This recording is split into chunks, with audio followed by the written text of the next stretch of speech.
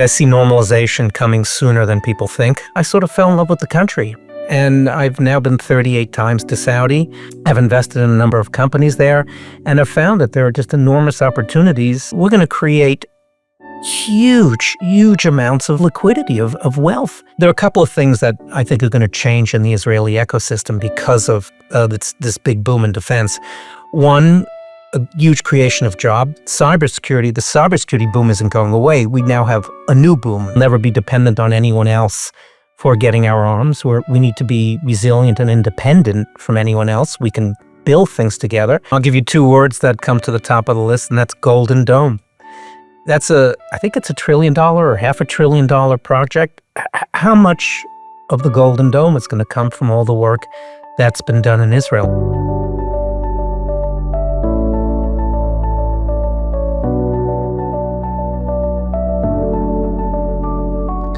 Hey, Lev. It's great to see you. Good to see you too. Have you had as interesting a weekend as I did as a news reporter? It's literally never a dull moment. And fortunately, I get to turn my phone off for 25 hours over Shabbat. But when you turn the phone back on, you literally never know what you're going to find.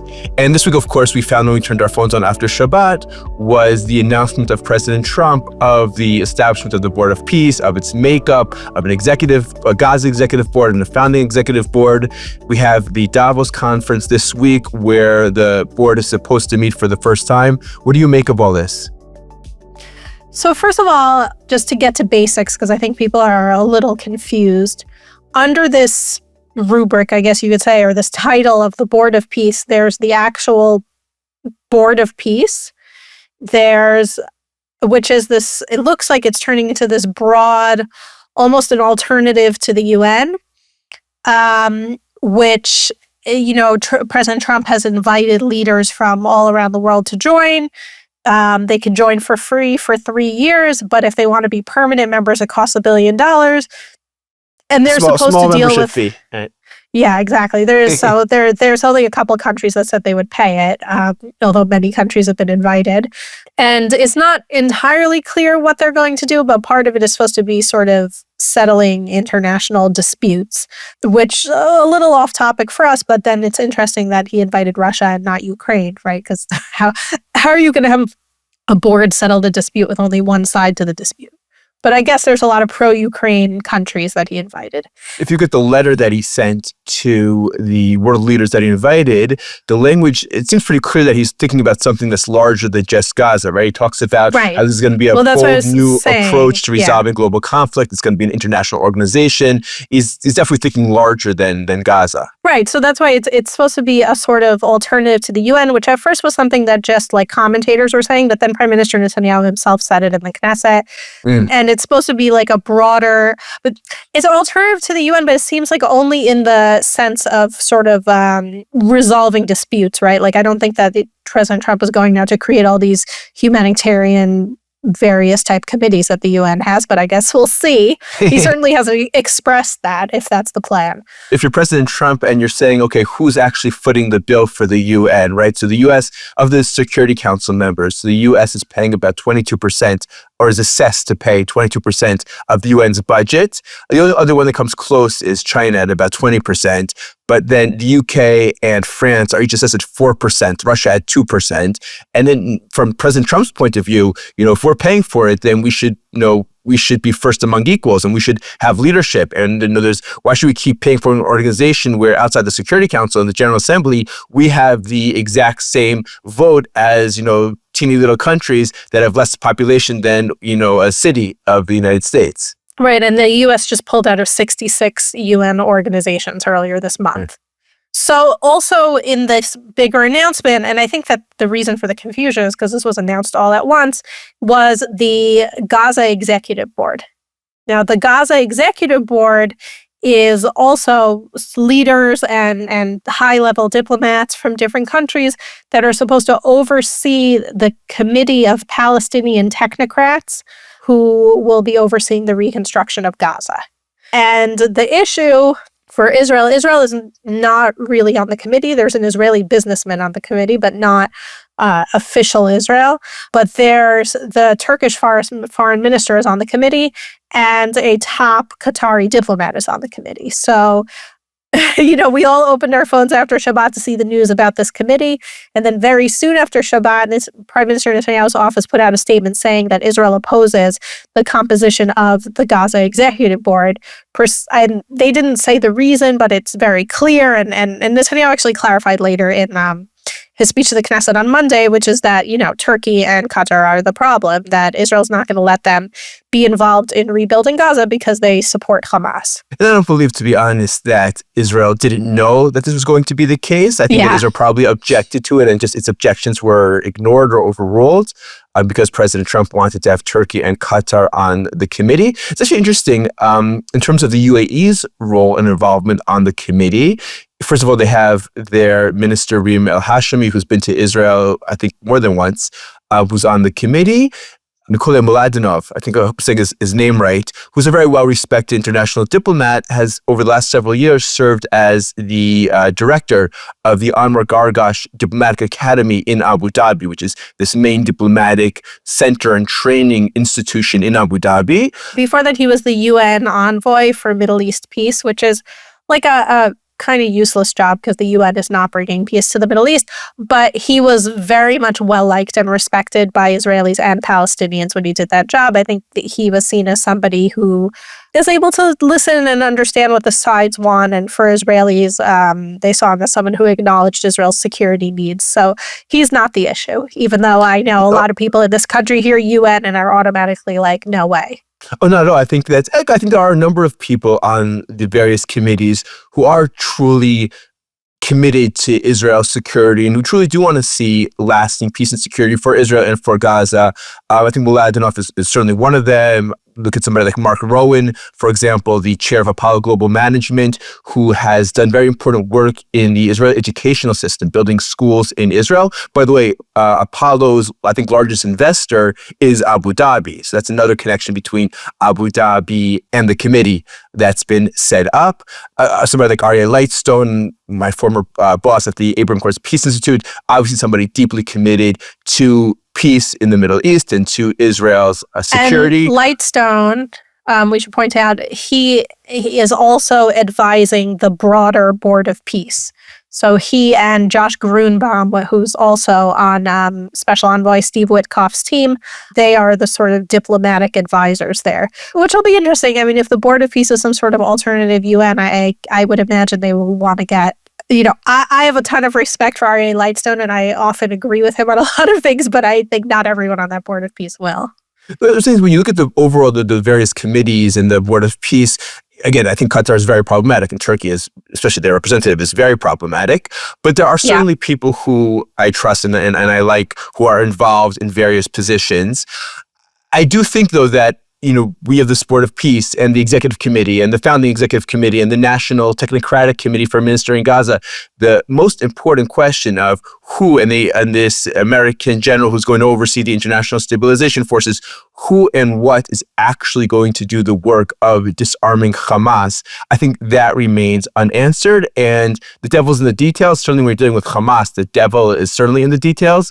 And it remains to be seen how all these various structures are going to lead to, in my view, the most important goal of disarming Hamas and preventing Gaza from becoming once again a threat to Israel, because none of us want to end up, in another devastating war in Gaza in a few months down the road because Hamas has been able to rebuild its terror infrastructure.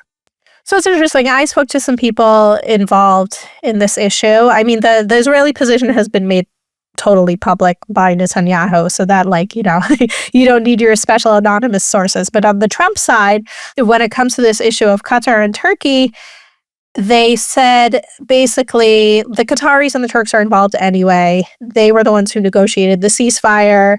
And while they understand Israel's opposition, it's sort of naive to think that they're not going to be involved moving forward. So Israel and the U.S. just don't agree on that right now. And I we'll see which side blinks first. But then the other thing that I got from my Trump administration sources is that they agree basically with what you said, which is to say, we put this board forward, but nothing's going to happen on the ground until Hamas is disarmed. And as far as the Trump administration is concerned, they said President Trump has repeatedly and publicly committed to the disarming of Hamas. Now, that doesn't answer our question about who's going to actually do that job, but at least from an Israeli perspective, it's reassuring to hear that they still see that as an essential step. I agree. And President Trump said, I think, that they're going to sign a disarmament agreement with Hamas and insist that Hamas fulfill that. No, I guess it remains to be seen, and we'll have to keep tracking that closely. I think another topic that remains to be seen is what's going to happen in Iran, where it seems like the Ayatollah regime has managed to a degree to suppress the protests. We have yet to see American action. Numbers that are coming out, even the regime admitted that 5,000 people were killed during the protests. They claim that 500 of them were members of the security forces. Other numbers that are coming out by Iran International and other sources are talking about 16,000, 20,000, much higher numbers. Where do you think we stand on that, Lav? Well, I don't have a position on the numbers. I assume that it's higher than the regime is saying. That's all I know about the actual numbers. But not long before we recorded, I saw some reporting, again, citing anonymous Israeli security sources, but still that they view that there's still things going on a low flame, so to speak. So not as widespread as it was before, but like that the protests aren't necessarily over, which doesn't surprise me. I mean, yes, a lot of people were killed, but I don't think that you can stop such a huge wave of protests so easily. That being said, what you see from Iranian diaspora figures is that they're very disheartened by what was ultimately a lack of concrete response from the U.S. They were hoping for something more. I have to say, I don't buy the headlines, the New York Times headlines, that Netanyahu opposed the strike. I don't have any inside information, but first of all, it's really hard for me to imagine Netanyahu's made defeating Iran as his defining legacy goal, doing anything to dissuade President Trump from acting. But also, the reports that Israel wasn't ready. In the end of the day, Israel and the United States have largely dismantled Iran's advanced air defenses. Iran has not been able to significantly reconstruct those since the 12-day war in June. Iran remains very, very vulnerable. So yes, could Iran launch barrages of missiles at Israel and at U.S. assets? Yes. May there be questions about to what degree have all of Israel's defensive batteries and arsenals, have they been fully refilled? That may be a question. But Iran remains very, very vulnerable. The skies of Iran remain essentially open to the United States and Israel. And were the U.S. to attack and Iran to strike Israel, Israel would have quite a lot of leeway in responding in a devastating manner. Well, I think the question is to what end, right? And I think that reasonable people have different views about whether strikes would have actually helped the protests or not, right? Like the active figures, Iranian diaspora figures who are very outspoken, probably more of them are for strikes, but from what I saw, but some also there. But I'm also talking about, like Neil Ferguson, who's like a conservative British American historian, right? Like he said he didn't think that airstrikes would do the job. That ultimately, and we've talked about this before, that ultimately it needs to come from the people themselves and they need to be able to organize it. A lot of people have said that, the Basij, which is like the domestic sort of security forces, like they would have to rebel for it to really happen. So in terms of like what Netanyahu said or didn't say to President Trump, like it's possible that Netanyahu said, maybe we need to do this differently strategically because right now when they're protesting, it's not going to have the impact that we want it to have, right? Like, I agree with you that Netanyahu is probably broadly for striking Iran, but I do find it plausible that he might have said to President Trump, like, doing it right now is not necessarily going to achieve our goals. It's not going to contribute to regime change. I agree. It's true. It's a good point. It was also an important point is that while the regime may have suppressed the protests to a large degree, the underlying factors that drove these protests remain. Rial has lost, I think, something like 45% of its value over the current year. Food prices have skyrocketed 50%, 75% in some cases. And the regime has no answer to that. And if anything, it's more economically isolated now than it was before the latest wave of protests. So even if they've managed to suppress this wave of protests, I think we're likely to, first of all, I think we haven't seen the last word from President Trump. We know the U.S., the strike, the carriers and the forces that are still moving into the Middle East. I think President Trump has shown his ability to surprise everybody again and again. But I think the underlying economic drivers that are going to lead this continued unrest and continued opposition to the regime, which impact a very, very broad range of Iranian society, I think that's going to continue as well. I look at the economic issue and people talk a lot about it and that how it was the sort of impetus for these protests.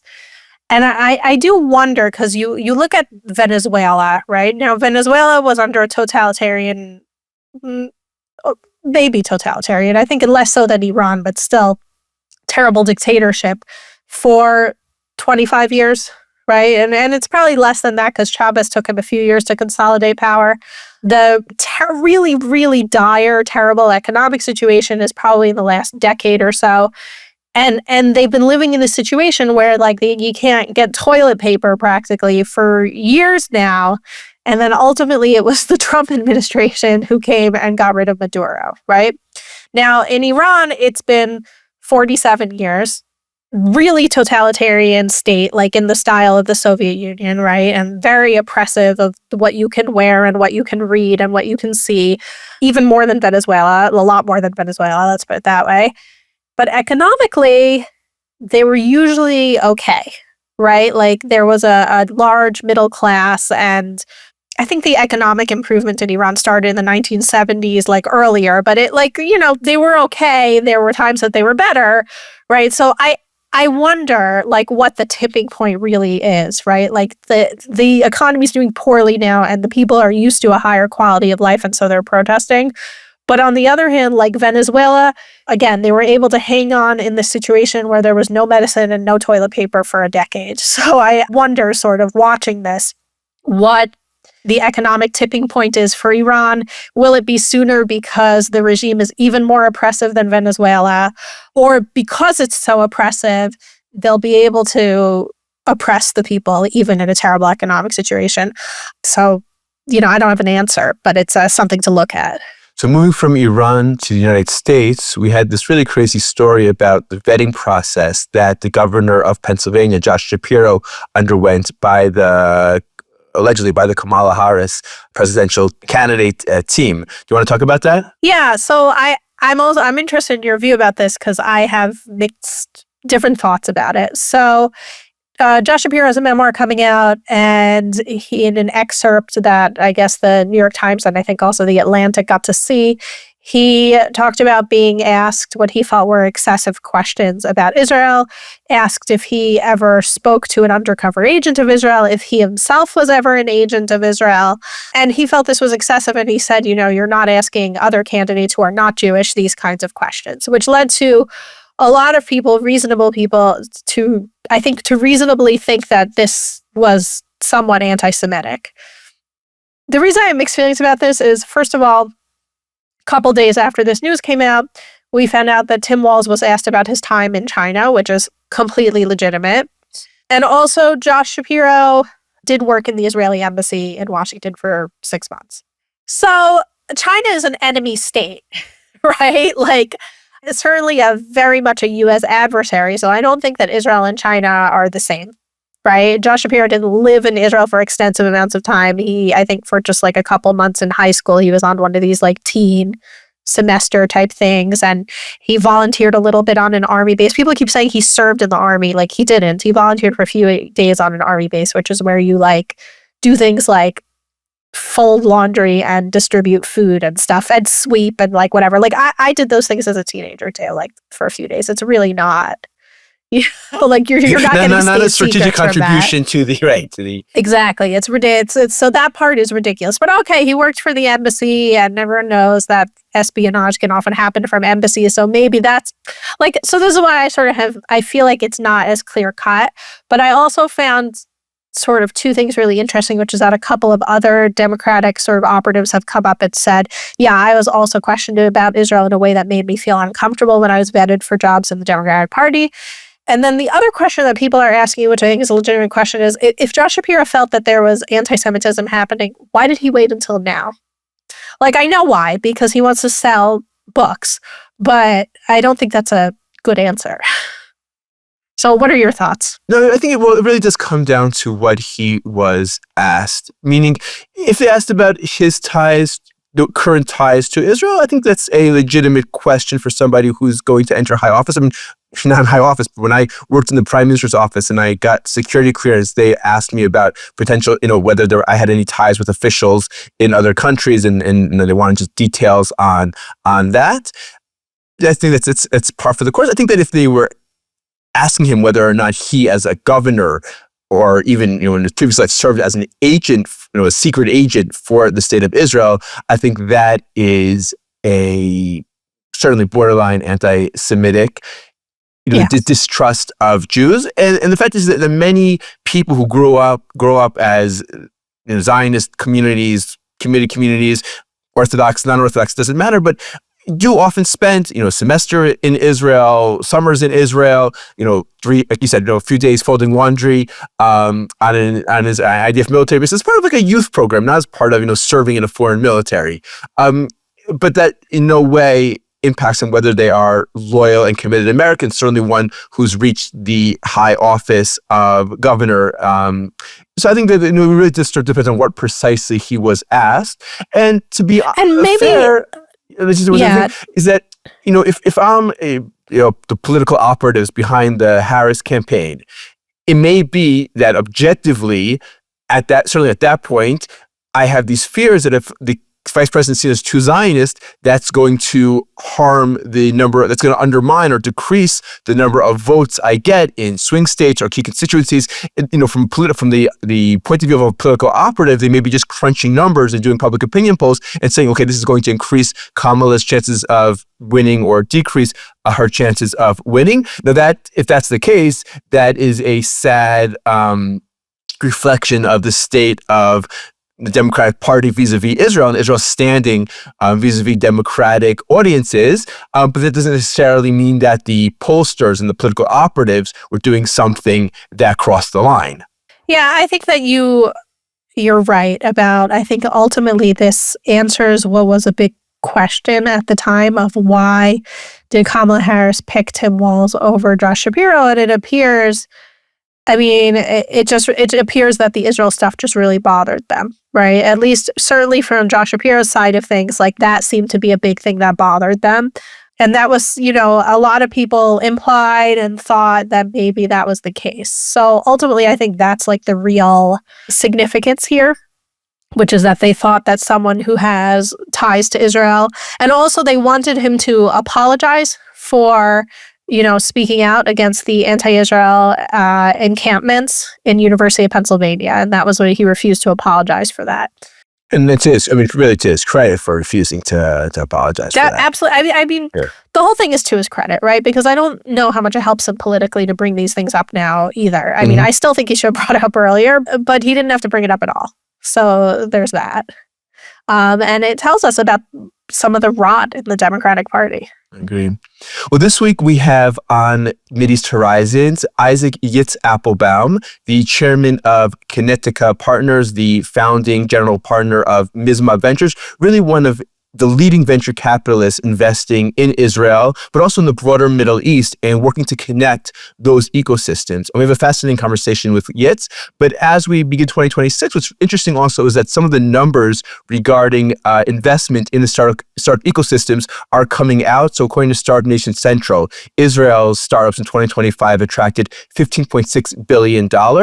According to Magnet, which is one of the leading agencies tracking investment in the broader MENA region, not including Israel, MENA startups attracted in 2025 $3.8 billion, which means that per capita, Israel attracted more than 50 times more than the broader MENA average. And to be fair, looking at MENA broadly is a little bit inaccurate because if you break down the numbers, most of that investment is in Saudi Arabia, in the UAE, and in Egypt. And there's a lot of exciting things happening in each of those countries. And there's a lot of opportunity for connections between Israel and each of those countries. And Yitz will talk about that as well. But I think it is a real testament to the resilience of the Israeli ecosystem. And looking at positive trends, which I do think it's important to always look at the positive trends, something that's happening not directly connected to Israel, but I think is over in the long run positive for Israel. Just yesterday, the president of the UAE, Sheikh Mohammed bin Zayed Al Nahyan, paid a state visit, I think his third visit since becoming president, and his fifth visit in the past decade to India, meeting with Prime Minister Modi. The two countries between UAE and India are rapidly growing the ties between them. I think they set a goal of reaching $200 billion in trade by 2032. They also talked about creating a strategic defense partnership between the two countries.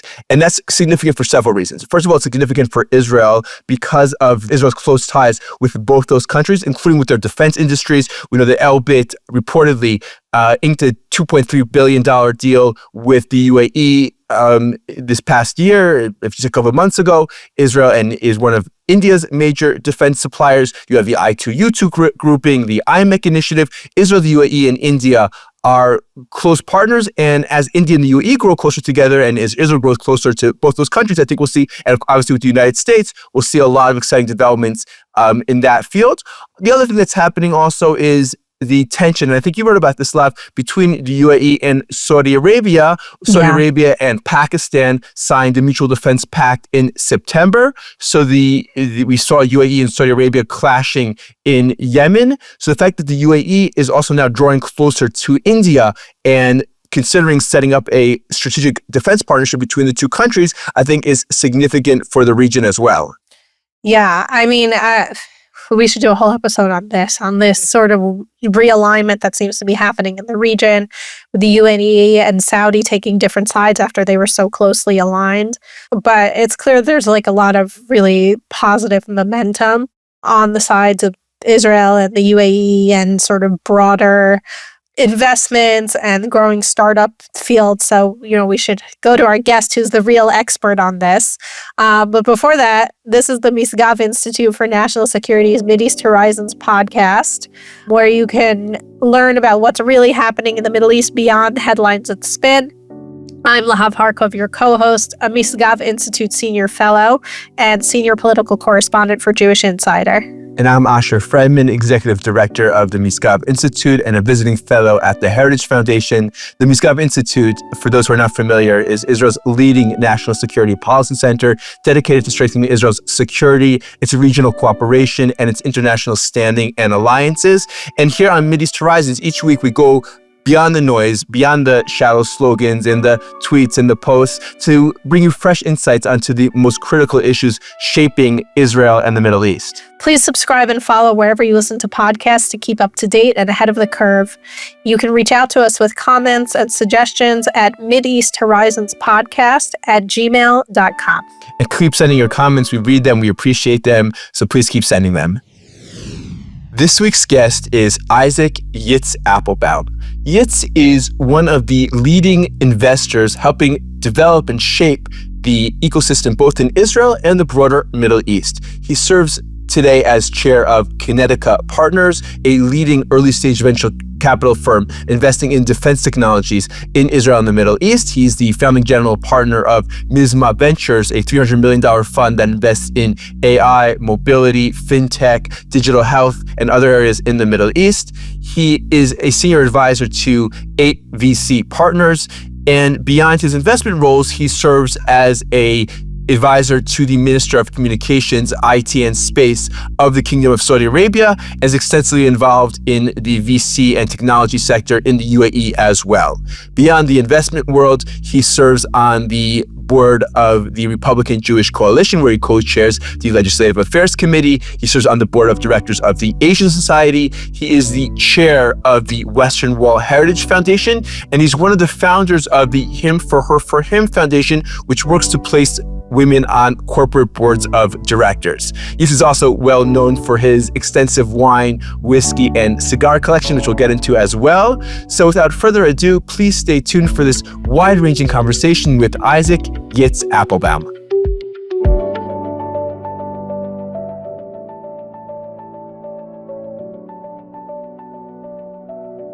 Isaac Yitz Applbaum, it's fantastic to have you on Mideast Horizons. Thank you for joining us. Thank you for having me. I want to start, you come from an interesting background, an Orthodox Jew from Brooklyn, the son of a rabbi, the grandson of a rabbi. I think you yourself studied to join the rabbinate at some point, an investor in Israel. And now, among your many other activities, you're an advisor to the Minister of Communications, IT, and Space of Saudi Arabia. And you have many investments and many business activities in Saudi Arabia. Can you give us a background? How does it happen? How did you go from Brooklyn to Israel to Saudi Arabia? I'd like to think of myself as a wandering Jew, and you don't exactly get to decide. HaKadosh Baruch Hu helps you decide from where you start and from where you wander to. But I've been deeply involved in investing in the Middle East, obviously in Israel, since the year 2000 when I brought Lightspeed to Israel.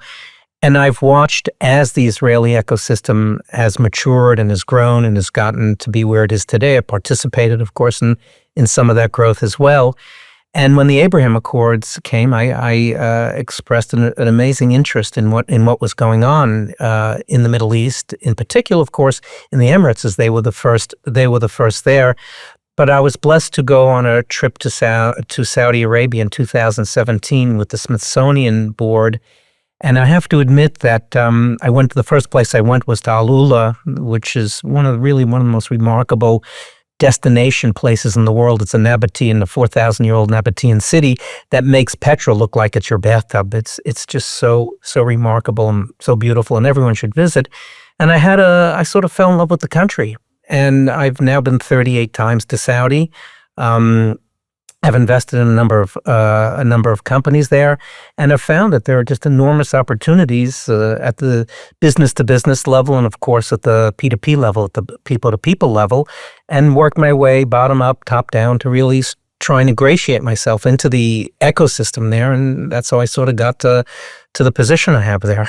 In addition to the business opportunities, what is it about the country that you love?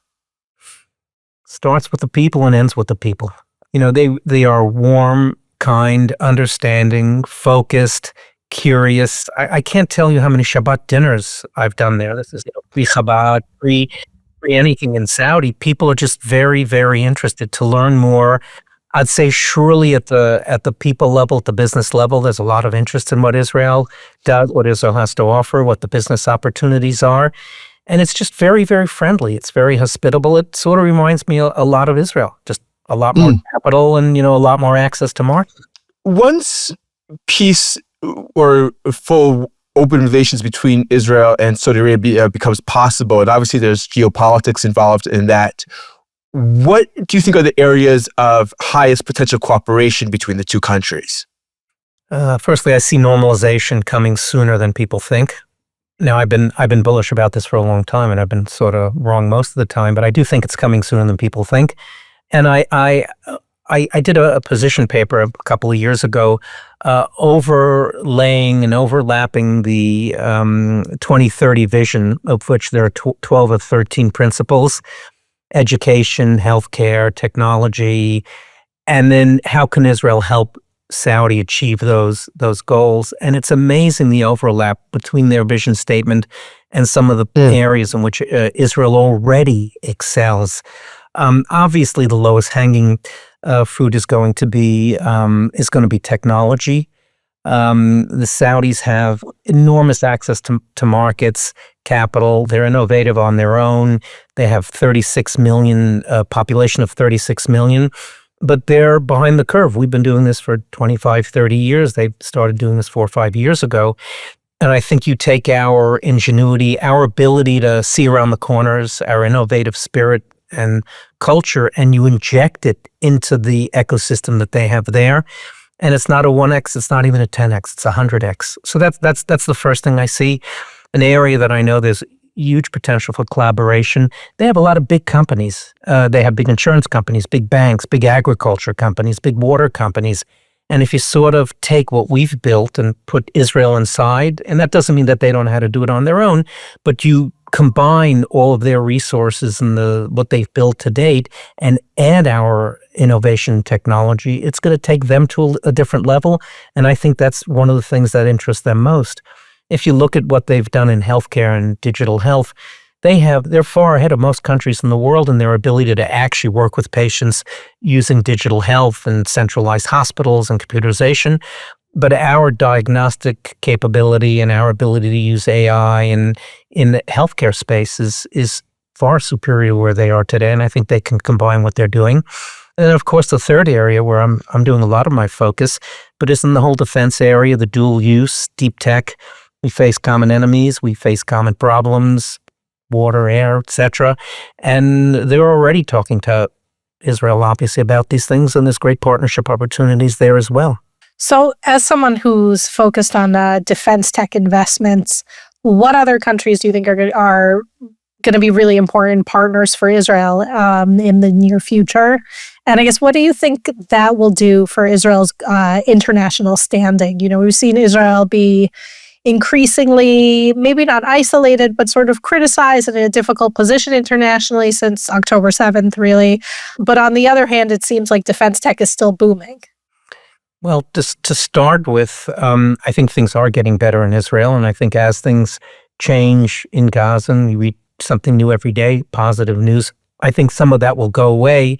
But there was a great piece in one of the newspapers I read recently. Who can be a bigger enemy of Israel than Spain these days? When it comes to boycotts, etc. And yet they're buying material from us faster than we can produce it. So, I saw a lot of the either boycotts or whatever Europe was talking about. But when it came to defense spending and defense investing, we've seen nary a slowdown in any of that. And of course, you saw Germany, the great, started with $4.2 billion and went to $6.5 billion. Just recently, the big Arrow purchase that they've made. So I think from the perspective of what people understand, that the world is changing and defense spending, dual use is more and more critical and more necessary. And so we're the best.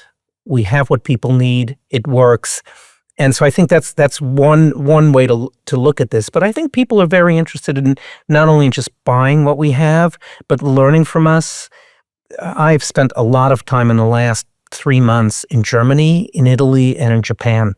These are 3 very friendly countries to Israel. These are countries that are interested in resilience, that they have their common enemies or enemies that they need to solve for. These are countries that haven't had the need or the ability to spend huge amounts of money in defense in the last 45 and 50 years. And they're coming to Israel. They're talking to us. They're talking to other people with a thirst to learn how we build, what we build, how do we partner. And I'll use Japan as an example, but you take some of their larger industries, Mitsubishi, Mitsui, etc., and they know how to build stuff, but how much do they know how to build an early stage defense software? Well, maybe not that much. And they're logical and natural partners for us in Israel. The Germans, huge industrial base, Mercedes, Porsche, all those companies, they know that there's $300 or $400 billion to spend from the German government, but they know how to build cars. So they look to us, we partner with some of these people, they look to Israel to figure out how do you take their industrial base and leverage it to do more defense. So on all levels, both partnership, acquisition, spending, I think we're in for a very good period. You've been investing in Israel since, I think, 2000, and you've been very involved in a lot of the most important trends in Israeli tech, cybersecurity, fintech, others. Now there's a lot of excitement about defense tech in Israel, and you are chair of Kinetica, a fund that's focusing on early stage defense tech. What impact do you think that defense tech is going to have on the Israeli economy? So, in our business, normally what people say is follow the money, and that's how you make money. That's not what we say. We say follow the talpiot, folks. Follow the talpionim. Where are the smartest people in Israel going into technology? Wait, maybe just explain to some of our listeners what talpiot is, what this program is. I think it's like the top 100 young men and women who join the army, and it's a program of 7 years where you do university, and after you finish studying either physics or chemistry, you then go into the different units. And it's really the elite of the elite, both physically and mentally. And many of the great companies, of course, there's many people in many units, but many of the great startups in Israel have come out of that group of people that graduate. But it's true for all the great units, 8,200, 8,100. So There are a couple of things that I think are going to change in the Israeli ecosystem because of this big boom in defense. One, a huge creation of jobs. Cybersecurity, the cybersecurity boom isn't going away. We now have a new boom, number one. Number two, something that we're seeing that's really remarkable, and I haven't seen in my 26 years investing in Israel, is when you were a general or a colonel and you finished in the military, you took your pension, maybe you joined a board or two, but you didn't really, I mean, there are exceptions, of course, really roll up your sleeves and get deeply involved in company building. That has changed dramatically. We have 6 companies in our portfolio now. We see 50 to 100 companies a month, and there isn't one of them where you don't have a colonel or a general who just came out of the units, etc., who want to get Why involved. do you think that is? Is because they see the opportunity? Are they younger, perhaps? Some of them are younger, but no, I think there's no question what we've seen in the last two and a half years with the war is people wanting to give and do and participate and make sure that this never happens again. So I think these senior people want to take their knowledge and use it in a way that can assure, first, we'll never be dependent on anyone else for getting our arms. We need to be resilient and independent from anyone else. We can build things together. But secondly, I think they have a lot to offer when they may not have had to offer a lot in a fintech. And thirdly, we're going to create huge amounts of liquidity, of wealth in the ecosystem. And, I don't think they mind participating in that either. But I will say that they never come to us and say, oh, give me more stock options. Let's go make some money. It's how do we help? How do we build? How do we participate? How do we leverage what we know? And give me some stock options. So you'll have a lot more money coming into the ecosystem. You'll have many more companies getting founded. You'll also have these relationships that we're going to have with Germany, with Japan, with Somaliland, for all I know, are going to help enhance what we're doing globally from a reputational standpoint and an interdependency standpoint. And of course, that's true in the Middle East too.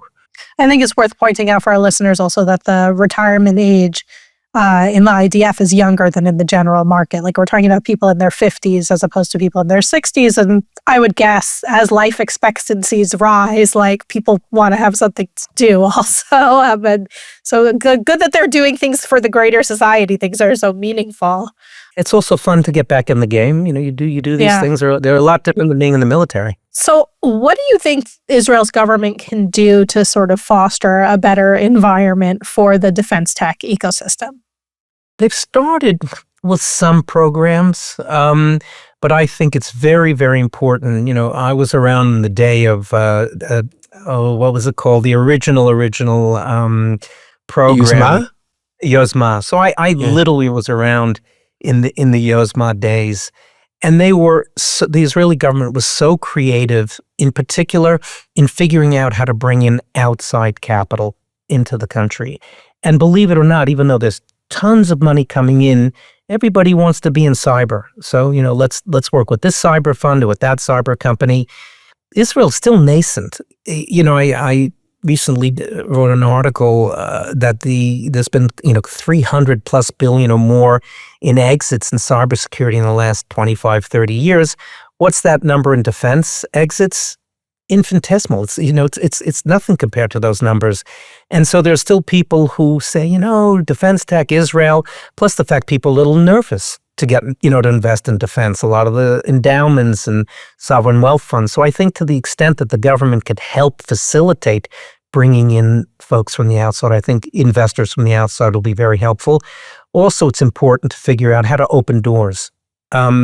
It's very different selling to the VP or the CIO of a bank selling cybersecurity, but to go to a government, right, be it the German government, the Spanish government, the Japanese government, and sort of make assurances and help make those things, help these companies gain market access.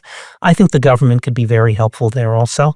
I think that's really an important point because unlike the US government, the Israeli government historically, I think, has been much more reluctant really to open doors for Israeli companies. I think people perhaps were being concerned that they'd be accused of having a conflict of interest or of acting inappropriately. And you have this sort of over-conservatism by the Israeli government and by the legal advisors who like to cause all kinds of hurdles. But I think at least in the United States, I know that it's very accepted for the government to actively push American companies. I think Israel should be doing the exact same thing. Yitz, I wanted to ask you, you've been coming to Israel for decades now, and been a very strong supporter, both on the business and investment side and on the philanthropic side. Where did October 7th, 2023 catch you? And what, if anything, has changed in your thinking or perspective on Israel or in your personal activities since October 7th? Wow. So I was in shul at a Haredi shul synagogue in Tel Aviv, and actually didn't know about October 7th because there was no one coming in to take soldiers. No one was leaving to go down to run to Gaza or to the south, and no one had their phones. And I went out to get my grandson to take him to shul. It was 11 o'clock. And something was obviously wrong. I mean, I was woken in the morning at 6:30, or woken in the morning at 6:30 by the missiles. But I was in Tel Aviv for all of October. I came in and out. I had some stuff to do in the Emirates, and the Emirates were still flying, as they still are today. Of course, they never interrupted. So I went out of the country for a couple of days. But I've been in and out of Israel since October 7th, I don't know, 50 times, 30, 40 times. And I was there, of course, for the Iranian war, the 12-day Iranian war. And it's had a profound effect on me.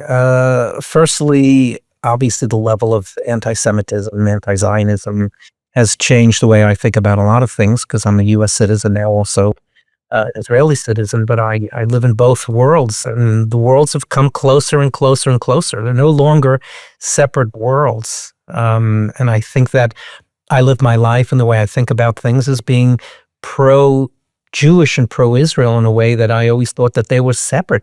I did my philanthropy, I did my work, and I always did my pro-Israel work. And now I wear them both on my sleeve in the same way. And I sort of take offense at people and at things when they attack Israel.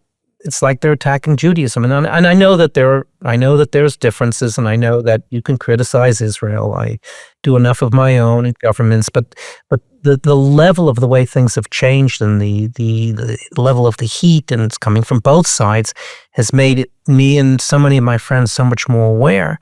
And the other things, we call them, in a very beautiful way, October 8th Jews. It's awoken so many people in the Jewish community in Israel, believe it or not, right? But surely in the U.S., and I'm involved in so many more groups that I just never would have thought could have existed or would have been necessary to try and fix the bigger problems. So the problems have gotten bigger, the solutions have gotten more important, and we've come closer and closer. It's not just working harder. So I know that you're on the board of directors for the Republican Jewish Coalition, and you were talking about the heat rising on both sides. We've seen really shocking anti-Semitism from people who are very influential in the conservative movement. What is the RJC and like-minded people doing to try to address and combat this phenomenon? We haven't stopped from the beginning of this focusing on solving these problems in the most profound ways. Unlike, I don't need to pick sides here, unlike many people on the left, they let these conversations fester and don't focus on them and don't attack them. Both the RJC, one of the things we've done is worked with senators in a very, very close way. For instance, Ted Cruz, as an example, Mike Levin, Ben Shapiro. There are very, very strong advocates on behalf of fighting this anti-Semitism on the right wing of the Republican Party, and the RJC has been at the forefront and in the leadership of activating and working with these people, and working with people in the Senate, with senators and congressmen, to make sure that they understand that our positions are 100% opposed. There's no room in the party for any anti-Semitism for anyone, and calling people out. At our convention, usually at our annual convention, all we do is talk about how to be more pro-Israel, how to get more money into Israel, how to do programs in Israel, how to support senators and congressmen, how to defeat senators and congressmen on both sides of the aisle, although it's predominantly on the Democratic side, of course, how to defeat the progressives and the squads. I'd say half our conversation this year was around how to bring more young people into the fold, because the problem isn't really at the older people level. I talked to a senator friend of mine and said, and he's not wrong, what anti-Semitism in the Republican Senate or the Congress outside of two or three people? It's outside of the party. It's Tucker, it's the other folks. And we get all of our allies in any way we can to try and fight them. One of the things that we've been thinking a lot about at the Misgav Institute is how do we both strengthen the U.S.-Israel relationship, but also in a sense insulate it by making it so vital and so strategically important to both sides that it almost doesn't matter, but almost regardless of who is in the White House, and of course we hope that they continue to be close friends of Israel, but almost regardless, the relationship will be so strong and so important to both sides that no one, whether a hardcore isolationist or a progressive Democrat, will really be able to undermine these ties. I'd like to hear your thoughts both on an issue that's been in the news recently. Prime Minister Netanyahu talked about it, the idea of drawing down U.S. military aid to Israel and perhaps replacing that with greater cooperation. But also, what do you think are the areas that are not fully, we haven't realized the potential yet for U.S.-Israel relations, and with the right investment and perhaps the right regulation and the right government policy, we can really deepen and expand the cooperation between the two countries, let's say in the coming 5 years? I'll give you two words that come to the top of the list, and that's Golden Dome. I think it's $1 trillion or $500 billion project. How much of the Golden Dome is going to come from all the work that's been done in Israel? And how do you make sure that that's I was taken aback by this rush of comments around, taking the 10 billion or whatever the aid package is going to be. I personally think it's a little bit too soon, and there's still a lot more work that can be done. But I can't believe that Lindsey Graham and Bibi are talking about these things without there being, okay, guys, there is something behind this, and maybe it's large scale projects around the Golden Dome. There's so many opportunities to figure out how to bring us closer into each other's orbits. So one of the ways to do this is to make sure that the Boeings and the Lockheeds and the other large defense contractors are doing more work in Israel and vice versa. There's the offset programs. Most of the time, these offset programs don't really work. They're the choice of last resort. How do you get early stage Israeli companies into the ecosystem, into the U.S. sooner? How do you get funding either from the U.S. government in startups or partnerships with these large companies so that we're doing things earlier and earlier and earlier? And then it's no longer about buying things. It's about co-investment, co-building. Iron Dome, as far as I know, was a joint effort between the two countries over a long period of time. That's one example. Maybe there's a second example. There could be 20 examples of that in the next 5 or 10 years. And then clearly, Israel doesn't need any more money from the U.S. because it's all going to be done bidirectionally.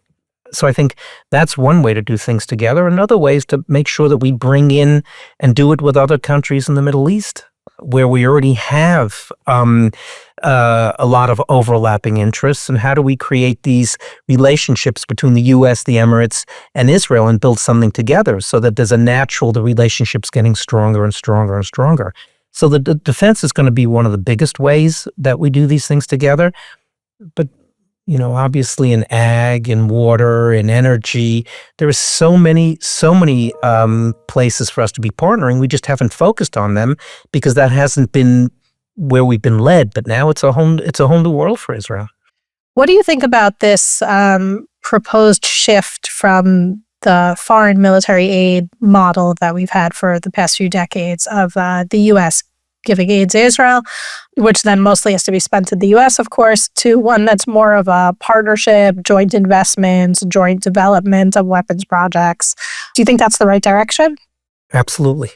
Absolutely. It's a question just of timing and how much, but absolutely. Right? Absolutely. We need access to what America has, but if we're building it together, unequivocally. You've invested in many Israeli companies over your investing career. Is there a favorite investment, one that you're proudest of? Yeah, I'd say one of my very best and most interesting investments is in a company called Orca.ai. It's a Mobileye for the ocean. But what's remarkable about this company that it has more data on the ocean, we think, than any company in the world. So they're on 1,100 ships, 24/7. The concept is collision avoidance, both at ports and other ships. You'd be shocked at how many ships collide. It's like Waze for the ocean. It's more like Mobileye. It's more like Mobileye, but it's Waze and Mobileye.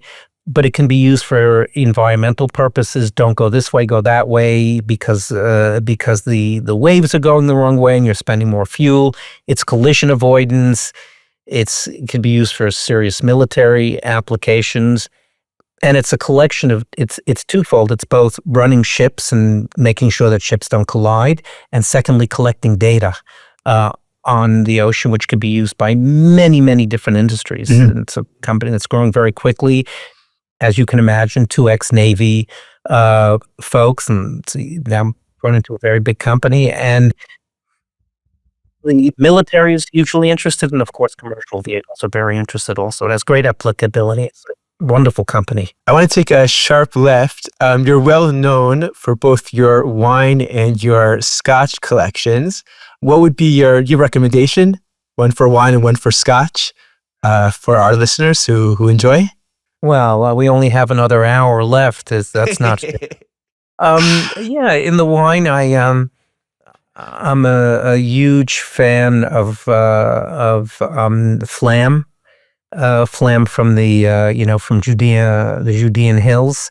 First of all, I love the story. Old man Flam, Yisrael Flam, was one of the original winemakers in Carmel. Just a beautiful, beautiful human being, and his whole family's in the business, and they make extraordinary wine, from low-end wine to high-end wine. But the Flam Noble is one of the great wines in Israel, and their white wines are outstanding. So if it's from the Judean hills, I'm most probably going to go with them. If you're going in the north, I love the Matar wines. Also a great story, because Pelter's a non-kosher winery, and as opposed to going kosher, they built a whole second winery just to have a kosher winery, and they have their Petit Verdot is some of the best Petit Verdot I've ever had. Great wines. And of course, if you're going to buy from the south, Yatir Forest, great story, great wine. In the whiskey, it's a little more difficult. I tend to drink more high-end, slightly expensive, rare, hard to get whiskeys. But if you like peaty, smoky, I'll introduce our readership or our listenership to a distillery that they wouldn't know for the most part, called Port Ellen. Not cheap, not easy to get, but if it's your anniversary or you're doing, celebrating a sale, well, I don't know about an anniversary, but you're celebrating a sale, Port Ellen is extraordinary. I drink from Speyside, from the Highlands, something called Mortlach, also outstanding, more sherried, can do them in wine casks or in sherry casks. Those are two of my favorite distilleries, where you can buy them in the shops and you can, really enjoy. And of course, we can get your wine recommendations regularly in Jewish Insider, which is my day job, where I write for Jewish Insider. Okay. Yeah. People ask what I do for a living, and thank God I'm very busy. I say being Maxie Newberger's wine columnist with the Jewish Insider is what It was probably I like doing more than fun. It is the most fun, I'll admit. Yet, if people want to learn more about what you're doing, if they want to learn more about Kinetica, where's a good place for them to go? KineticaVC.com with a K. I think that we're really entering an extraordinary period of growth here, and we've chosen to do early stage because A, that's what I know, that's where the action is, but B, there's going to be so much capital coming into the ecosystem.